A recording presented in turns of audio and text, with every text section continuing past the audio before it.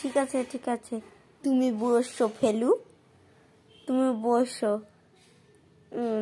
এই এবার তুমি উঠে দাঁড়াও তো, তোমার নাম কি? আমি আমার নাম পেঁচি। তোমার আবার পেঁচি কেন? আগে স্যার আমার জন্মের সময় পেঁচা ডেকেছিল, সেই জন্য আমার নাম পেঁচি। স্যার, ফেলুর সঙ্গে আমি একমত, আমাদের পড়াশোনার খুব ইচ্ছা, আমাদের করায় না স্যার, কথা শুধু বকে আর মুরগি করে বাইরে দাঁড় করিয়ে দেয়।